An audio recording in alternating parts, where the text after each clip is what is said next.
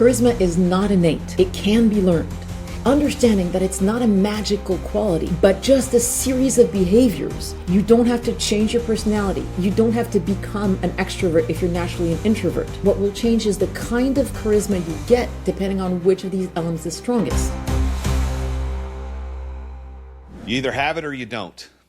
That's what the world believes about charisma. And the woman who literally wrote the book on it, she believed that too. And then the science came back and it killed this myth. The thing that you think is a gift is actually learned behavior, and anybody can build it. Welcome to the Real Jason Duncan Podcast. I'm Jason Duncan, your host, and every guest on the show is here for one reason. They used to believe something that turned out to be wrong.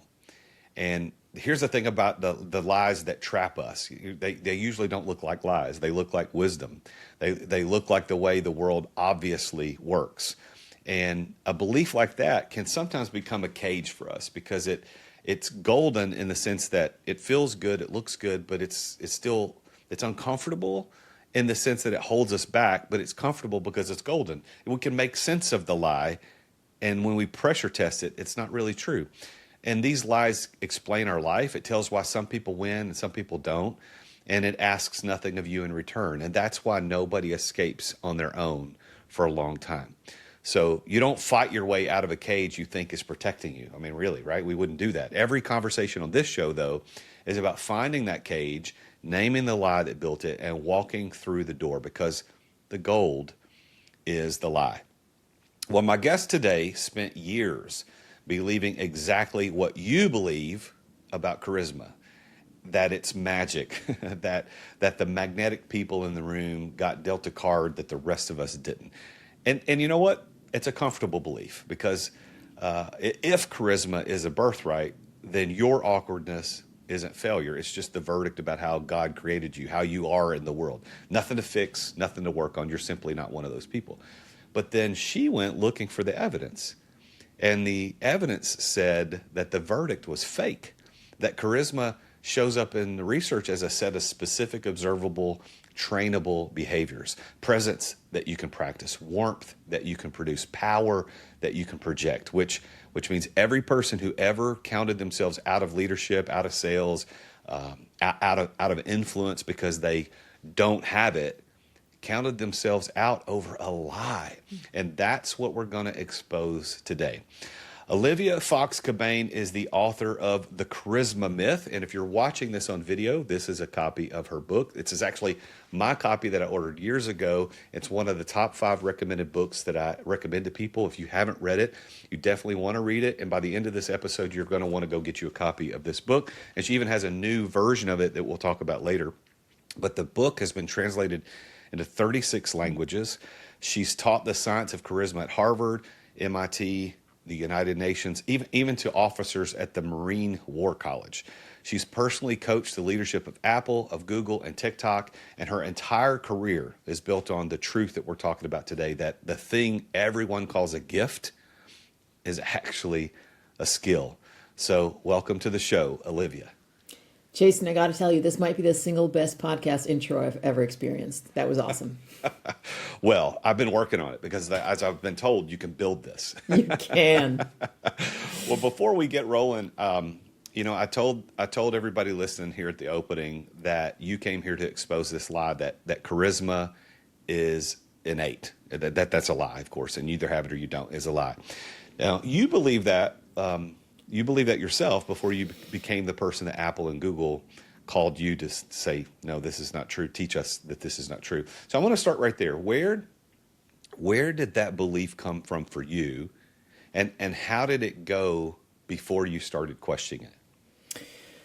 So I was a socially awkward teen, and we're talking social awkwardness to the point of clinical ineptitude, right? Really didn't do well in high school, and classic nerd, I realized that this whole human thing is not going so well. But before I give up on it altogether and decide to exile myself to a desert island, which is still an attractive option on occasion, I should try and see if, being a nerd, the answer is usually in the library, so it might be worth checking. And here is where I have to be honest and say that part of this was lucky timing, because charisma was a taboo subject for a good 50 years before I started looking. And there's a good reason for that. The main researcher, Max Weber, the father of the study of charisma, grew up under Hitler. So understandable that he said charisma was too dangerous. But if I had gone looking 10 years earlier, I wouldn't have found anything. I was fortunate that when I went looking, science had just proven that charisma was nothing but behavior. And I'm looking at the original date. So 2012 is when this book was first published. Yeah. So I don't know when I picked it up, but it was probably, I'm going to guess somewhere around 2015. So it was pretty early in the book's life. And in the book, you used examples of a few major people. I think Bill Clinton was one of them. And off the top of my head, it's been a while since I've read it. I don't remember, but there were other political figures. I don't know if Trump was mentioned because this was pre-Trump. It was being pre-Trump. A political, yeah, pre-Trump as a political figure. But what I found interesting is that you would mention that charisma, I think people would see Trump, for example, to use him as an example, would be charismatic because he is so out there. Now, good or bad, out there. Where you'd look at a Bush as the W, more not out there, so less charismatic. And then you'd look at Obama as very charismatic in the glad handing and talking to people. But what was interesting is how you mentioned how they did it. And if I remember correctly, I think you said you talked about a story of you meeting Bill Clinton, and you described him as one of the warmest people that you'd ever met. Is that true? Am I remembering that right? So a friend of mine met him. Okay. And related the experience. For me, what was key, if you look at the science of charisma, there's really two turning points. There's 1989, when the first study comes out showing that it's behavior, and that in controlled laboratory experiments, participants can raise and lower people's level of charisma as if they were turning a dial, just by instructing them to display specific charismatic behaviors. So first turning point is 1989. Second turning point is 2011, when the second big study came out showing that not only is it just behavior, but it can be taught in a systematic way. I write the book in 2012, and I was fortunate to meet people who had met a lot of the Clintons, the Bushes. Trump wasn't on the scene at that point, but that helped me understand that not only is charisma learnable, but there's different kinds of charisma. And so Trump's charisma is completely different from the Bushes, from Obama's, from, guess what, Oprah, from the Dalai Lama, from Colin Powell. They're all charismatic in different ways. Yeah. I love what you point out in the book, that charisma is defined in three areas of power, presence, and warmth. That stuck with me forever. As a matter of fact, I don't know if you know who Tim Story is, but he's a life coach to the stars, and he's worked with a lot of the A-listers, and I had the privilege of working with him as my life coach for a while. And I remember telling him about this charisma thing and telling him power, presence, and warmth, and he was floored by it. He's like, man, I work with a lot of A-listers, and he said that makes perfect sense out of what I see, because a lot of these people you would see are super charismatic because they're A-listers and they're stars and they're on the front of the front of magazines and they're on stage. But if you meet them, you wouldn't think they were charismatic. But if you describe it as power, presence, and warmth, not just stage presence, that makes total sense. And so to me, that's what it's meant to me. So why do people believe that this is something that's innate and not a skill that you can learn? So, to be honest, there are certain genetic predispositions. So it is true that certain people have an easier time learning charisma than others. And I can't turn everyone into Bill Clinton. Bill Clinton is apparently a freak of nature as far as charisma is concerned. There are stories of him 3 years old, already going around like a little politician in kindergarten, right? Introducing himself to all the other kids, just freak of nature. However, what is clear is that most people who seem like naturals learned their behavior really early in life. And so by the time you get to know them as public figures, it looks like they've always had it. But then it gets to the really interesting cases like Steve Jobs, who absolutely learned his charisma step by step and did so in the public eye. So if you follow Steve Jobs from like 1983 to 2011, you can see him learning first presence, then power, and finally warmth. So the reason we believe that it's innate is because people learn it so early that by the time they're adult, it looks like they've always had it. In reality, you can learn it at any age. One of my experiences has been that, there's an extrovert introvert continuum. People are extrovert, people are introverted, but there's a continuum. And I don't remember which book it was that told the idea of an ambivert or omnivert, where you're kind of in between. And I don't remember who wrote it, but I remember reading that and thinking, okay, I kind of see myself as an omnivert or ambivert, whatever you would call it, in between, because there are certain situations where I could show up and I could have the presence and the power and the warmth in that situation and in that context. And then there are others where I'm more natural. I would probably sit back and not exercise any power, presence, and warmth. Well, maybe not the warmth. I still want to be warm to people, but I'm not exercising any power. I'm not exercising the presence. Is that what you mean by certain situations you can dial it in and dial it back? Is that what you're talking about? So once you have control of the switch, you can pretty much flip it on or off at will. But what will happen for most people is that for them, it has been situationally dependent for most of their life. And most people don't realize that they have had charismatic moments in their life, moments when they felt on top of the world, totally confident, and they probably were charismatic. What you're essentially learning with learning charisma is learning how to put that switch under your control, and ideally learning not just how to be charismatic or not, but also the ability, the versatility to choose what kind of charisma you'll emanate, because you need a certain amount of presence and power and warmth to reach the activation threshold to be charismatic. The only thing that changes the kind of charisma you'll get afterwards, depending on which of these elements is strongest, past the activation threshold. Is how do you, as a researcher and an author and a speaker on this topic, how do you coach or counsel people around the self-consciousness of being inauthentic? Here's what I mean. If I'm in a crowd and I don't talk to a lot of people, and I'm kind of not a wallflower, I'll mix and mingle, but I'm not in the front. I'm not the guy wanting the center of attention. But if I was running the event, I could show up and be the center of attention. I could do it. How do you counsel people around, hey, that's okay. That's not inauthentic. You're performing or you're exercising charisma as necessary in the context. Because honestly, what I just described to you is a situation I deal with frequently, because I'm more of the guy, I'll be in a crowd and I might not say much, but then if I'm running the event or I'm supposed to be a leader in the event, I will show up as that person. But I struggle, do people see me as inauthentic when I do that? So I look at the two main guardrails of intent and impact. Is your intent good? And is your impact good? And if those two are good, all right, now let's look at the last piece, which is how do you feel internally? And that I'd look at brushing your teeth. When you start learning how to brush your teeth when you're 3, or tying your shoes, it doesn't feel authentic. It doesn't feel natural, because a 3-year-old is going to take a while, or potty training, frankly, to learn, and it won't feel natural for a while. Just like any new skill, like playing the piano. And so from my perspective, as long as your guardrails of intent and impact are good, green lights on both, then after that, I'd rather you see it more as, does this feel natural or not? That I'm less interested in, are you learning a new skill, like playing the piano, learning how to brush your teeth?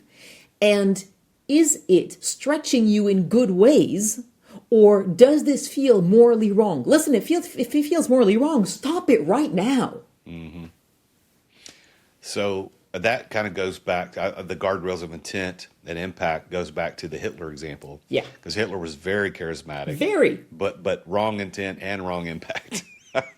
Charisma is a tool. Yeah, and that goes back to the age-old leadership question, like who are some of the greatest leaders in the world? And when I have those conversations, Hitler has to be one of them. Obviously, where he was leading is not where anybody wants to go, but you can't deny the fact that the leadership was strong and the charisma was strong. And I think that might be why some people like me have this, well, I don't want to turn it on in certain situations. I don't want to be seen as, not necessarily as a Hitler, obviously, but I don't want to be seen as somebody with the wrong intent or being inauthentic. Now, for you, let's talk about you for a second.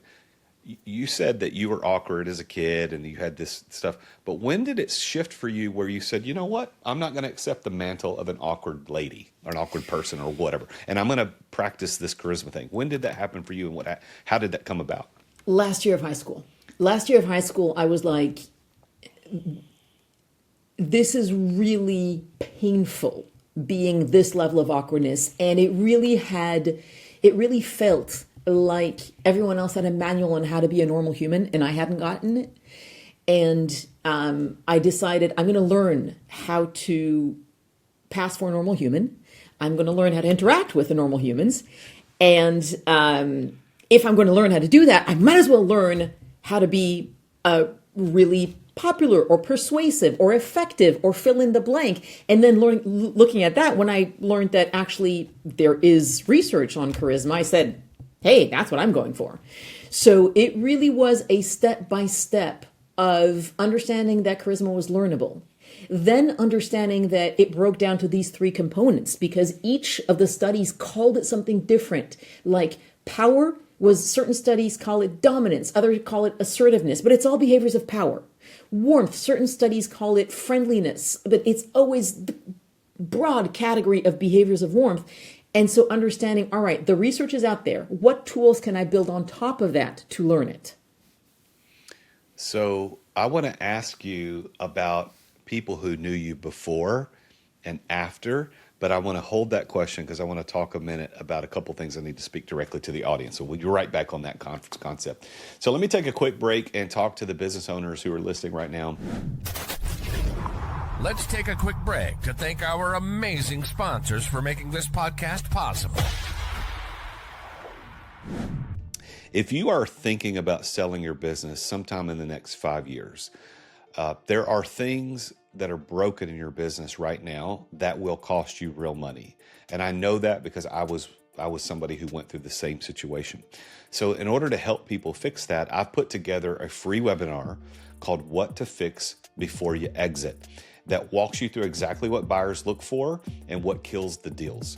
Go to whattofixbeforeyouexit.com and you can sign up for the webinar. It's free. It's coming up this week. It's 1 hour of real training. That's whattofixbeforeyouexit.com. Now, if you'd rather just talk to me directly about where your business stands, you can always just book a call directly with me at therealjasonduncan.com/talk. That's therealjasonduncan.com/talk. Now, let's talk about our sponsor for today's episode. Are you ready to take control of your business cash flow, to create your own private source of funding and transform the way that you build wealth? Well, stay tuned here. There's a proven strategy that's designed for entrepreneurs that lets you access capital when you need it, without banks, without gatekeepers, without tedious applications, and your money will grow every single year. You've got liquidity for investments and expansion. Your savings are protected from market shocks, and savvy entrepreneurs and business leaders all over the country are using this method. If you want to learn about it, go to therealjasonduncan.com/bank on yourself. That's therealjasonduncan.com/bank on yourself. And you can book a confidential session with a specialist who can show you exactly how this fits your financial goals. That's therealjasonduncan.com/bank on yourself. And you'll get to talk to a specialist, somebody I trust to do this for me. So go check it out right now. Thanks for listening to our sponsors. Now, back to the show. All right. So Olivia, back to you. Now, when last year of school, you started realizing, holy crap, I don't want to be this person. I can be somebody different. What about the people who knew you before and the people who knew you after? Was there this shock factor, or was it a polite awareness, but they didn't say anything? Or was it big enough difference that anybody would notice? Well, people started asking me, how did you do it? And can you teach me, please? And that's really the first time when I started realizing, I might want to look into this more. But I got to say, there's been kind of a bell curve where I got very deep into the study and practice of charisma. So I'm probably at my 100% of charismatic, which is not Bill Clinton's 100% of charismatic or anyone else, right? I'm not Oprah. But I'm probably at 60 to 80% that I would have been at my max, because having it on full blast, one, it can be exhausting, let's be clear. Some things become second nature and easy and don't take any effort. Other things do require effort. But the other thing that was fascinating is that I ended up realizing that there's a real cost to being charismatic. There's real downsides. And everyone's like, oh, boo-hoo, poor you. No, but really, there really is. So these days, I actually keep it turned off most of the time because of the side effects of charisma. So if you look at me now, I can flip it on and off when I need to, but I'm not. You'll find videos online of me a lot more charismatic than what I am right now. Why? What are the negative side effects? What are you meaning? So the first ones I heard from the charismatic pros I was interviewing, they told me, one, people can get addicted to you. And I was like, you know what? You're right. After I got deep into the study, it became real that charisma is a high. People can really become addicted to your presence. And this is the real big problem. They can start spilling their guts, sharing way too much than they would actually have shared if you didn't have the charisma turned on. And then an hour later or the next day, their ego slams in and goes, oh God, what have you done? And then you get the backlash for that. Then there's the slightly subtle but real problem that you can convince people even when you're wrong. And this I heard consistently from founders who told me, this is a real problem. I have raised money when I shouldn't have. I've launched products I shouldn't have because the charisma, the darned charisma, as they phrased it, slightly less politely, would convince the investors and the team. And we ended up running into a brick wall because once it hit the market told us that it wasn't the right fit. But the charisma made me more convincing than I should have been. So it's like any tool that you have in your tool belt. It can be used appropriately or inappropriately. That's exactly it. I really see it as charisma is like a knife in the hands of a surgeon can save lives, and the knife in the hands of a criminal, it can end them.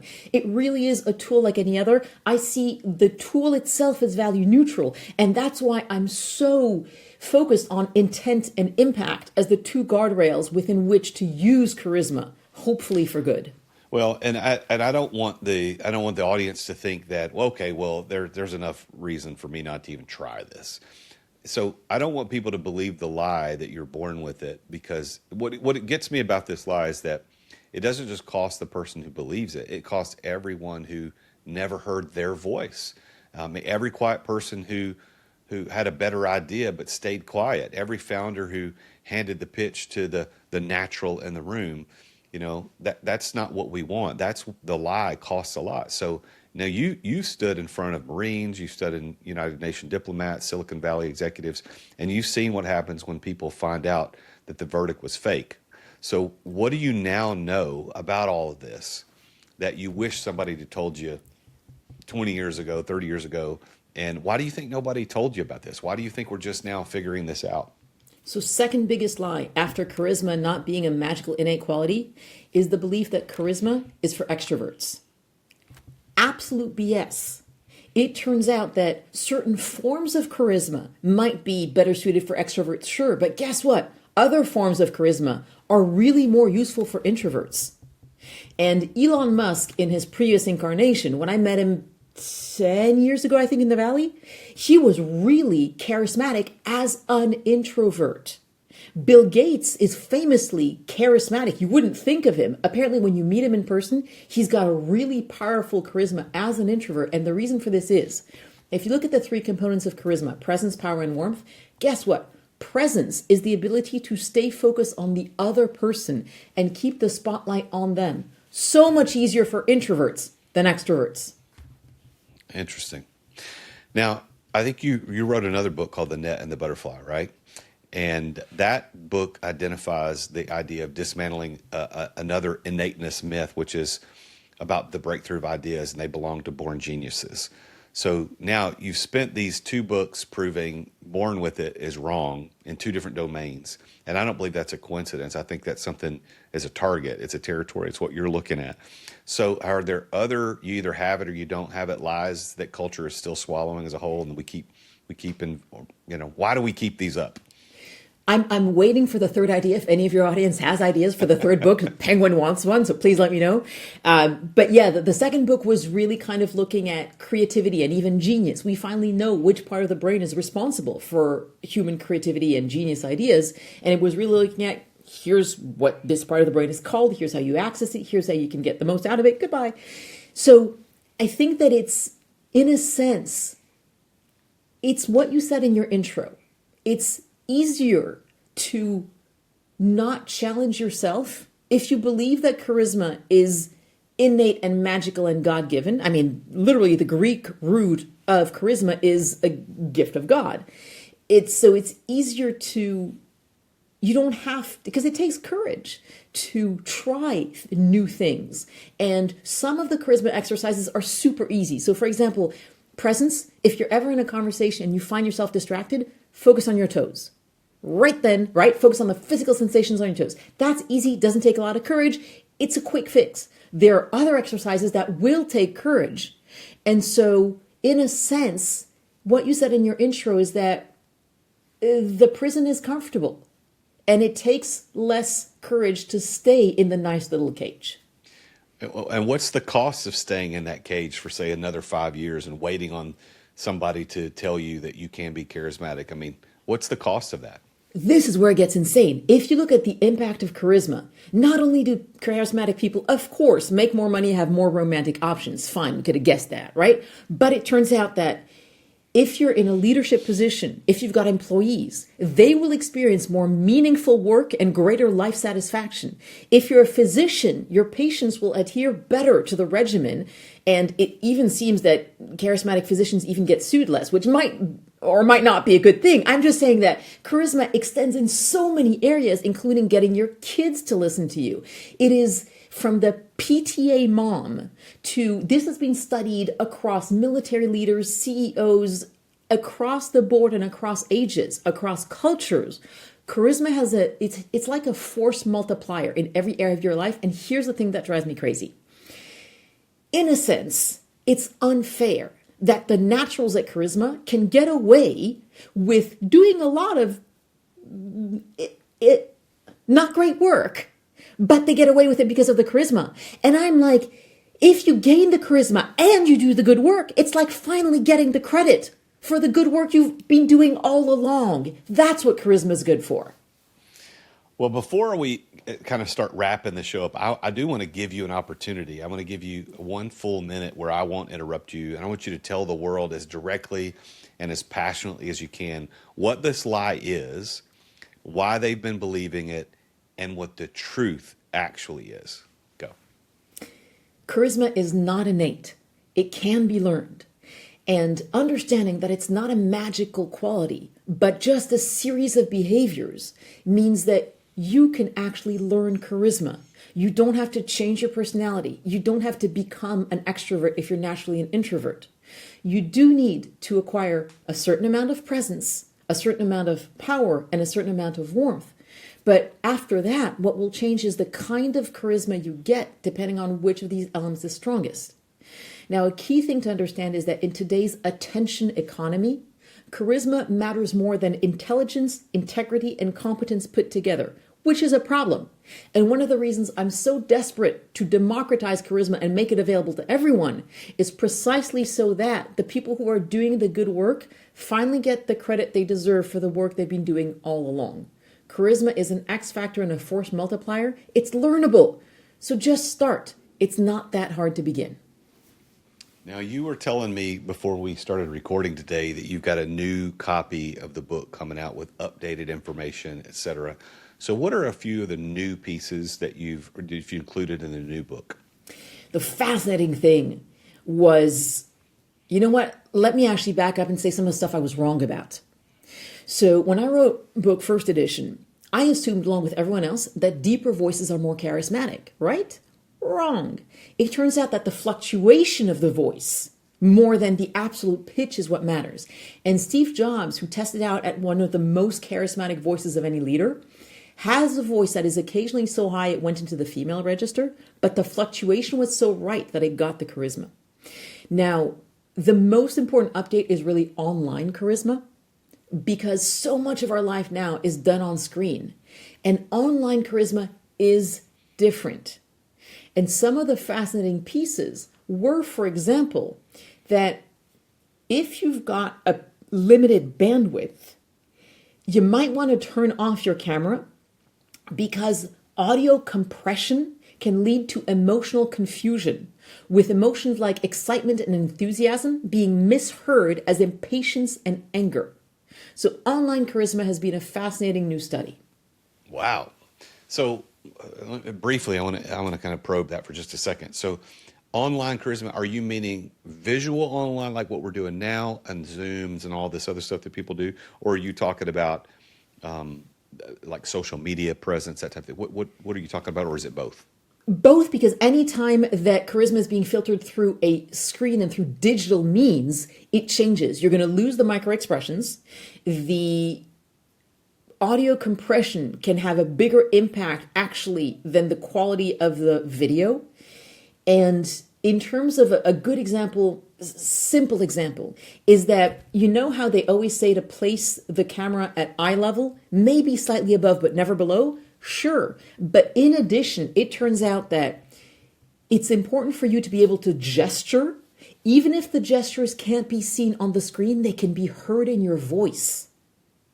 And so sometimes if you want to seem particularly charismatic and dynamic, not only is it important to let yourself talk with your hands as much as you want, but you might even want to occasionally stand up for a very important call, because that will increase and change the dynamic range of your voice. That's one thing. Second thing is, turns out that taping either a photo of someone you really like or even a stuffed animal above your camera and speaking to that can really change the amount of warmth in your voice. So small tips can have a big difference in your online charisma. Yeah, that's really good. Well, I will be looking forward to consuming the new book and all of its new content. How would people get in touch with you? Is it your website the best place to get in touch with you? What would you say? I think so. AskOlivia.com. There's a bunch of sample chapters they can download. All the exercises of the book are available in a PDF there. There's audio samples. And I really welcome all the questions people have, because it's always fascinating to me to hear how people are looking at charisma all around the world, different ages, different places. It is so different. It's fascinating. Well, I'll hold this up one more time. I know the new book is going to look different than this one. Is the cat cover the actual cover that you're going with, or is that just a joke? It that is was really funny. It's so hilarious, but it is the very real cover for the UK.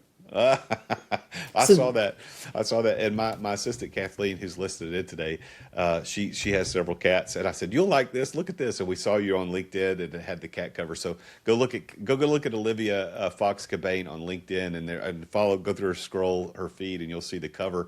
It's got cats like posed like a 1970s in a group hug album. What cats would never do. I really thought it was a joke. I have cats. No cats would ever get into a group hug like this, ever. But yeah, that's the UK for you. Well, this is what the book looked like, the original first version. It's called The Charisma Myth: How Anyone Can Master the Art and Science of Personal Magnetism. And I was telling Olivia before we started recording, I had this book in my queue in Amazon for a long time before I ordered it, because the subtitle made me think like I was buying a book for egotistical, self-centered reasons. Like I want to have personal magnetism. When in fact I got over myself and I ordered the book and I read it, and it is not at all what you think. It's not at all what I thought. Let me rephrase that. So go check it out, The Charisma Myth. Olivia, final question. If someone listening right now is still inside that lie, even after listening to us, they're still believing it, what's the one thing that you want them to hear before this episode ends? Your life could change. Once you start learning charisma, the world becomes your lab, and every person you meet is a chance to experiment, and your life will unfold in ways you could never have imagined. That's awesome. Olivia, thank you for being on the show today. Truly a pleasure, Jason. Thank you. Well, that's a wrap on today's episode. If you saw a bar on your cage that you might not have noticed before, why don't you take a second to send this episode to someone who needs to see theirs?